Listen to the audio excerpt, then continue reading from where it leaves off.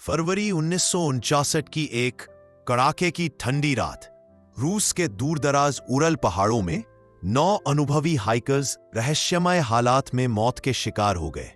उनका टेंट अंदर से फटा हुआ मिला, शव चारों ओर बिखरे हुए, कुछ आधे कपड़ों में, कुछ के शरीरों पर भयानक चोटें, लेकिन न किसी जानवर के निशान, न किसी इंसान के पैर के निशान। यह है डायटलॉफ पास इंसिडेंट, 20वीं शताब्दी की सबसे रहस्यमय और अनसुलझी घटनाओं में से एक। इस अभियान का नेतृत्व कर रहे थे इगोर द्याटलॉफ, 23 वर्षीय इंजीनियरिंग छात्र। टीम में 7 पुरुष और 2 महिलाएं थीं, सभी बेहद अनुभवी और अनुशासित पर्वतारोही। उनका लक्ष्य था उत्तरी उरल पर्वतों का सबसे कठिन ग्रेड 3 ट्रैक पूरा करना। वे मेंटल रूप से मजबूत थे, पूरी तैयारी के साथ निकले थे और किसी भी खतरे का अंदाजा नहीं था। 28 जनवरी को उनकी यात्रा शुरू हुई। डायरी, नोट्स और फोटोज से पता चलता है कि टीम उत्साहित थी, अनुशासित थी, हर कदम पर मुस्कुराहटें थीं। लेकिन जैसे जैसे वे पहाड़ों के भीतर बढ़ते गए, मौसम बिगड़ता गया। ठंड -30 डिग्री सेल्सियस तक गिर गई और रास्ता लगभग गायब था। फिर भी वे आगे बढ़ते रहे। उन्हें नहीं पता था कि अंधेरे में उनका इंतजार कौन सी कहानी कर रही है। 1 फरवरी की शाम टीम ने अपना अंतिम कैंप खोलात स्याखल नामक पहाड़ी ढलान पर लगाया। स्थानीय मानसी जनजाति इसे कहती थी मौत का पहाड़। तेज हवाओं के बावजूद उन्होंने ढलान पर ही टेंट लगाया, जबकि नीचे जंगल वाला सुरक्षित क्षेत्र था। क्यों? आज भी इस पर बहस होती है। यही वो आखिरी रात थी जब किसी ने इन 9 लोगों को जिंदा देखा था। जब हाइकर्स वापस नहीं लौटे तो बचाव दल ने खोज शुरू की। 26 फरवरी को उनका टेंट मिला, ढहा हुआ, बर्फ से दबा हुआ और अंदर से काटा हुआ।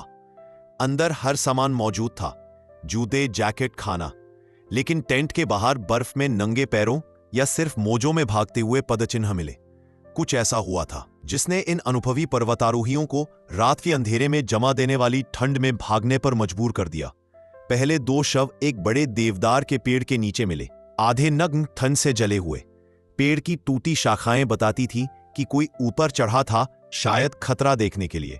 3 और शव टेंट और पेड़ के बीच में मिले, जैसे वे वापस टेंट की ओर लौट रहे हो।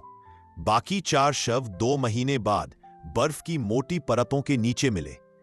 इस समूह के शरीर पर भयानक आंतरिक चोटें थीं, टूटी पसलियां, फटा हुआ खोपड़ी, पर बाहरी घाव लगभग नहीं थे, जैसे किसी भारी दबाव से कुचल दिए गए हों। पहली लोकप्रिय थ्योरी थी हिमस्खलन, यानी एवलांच।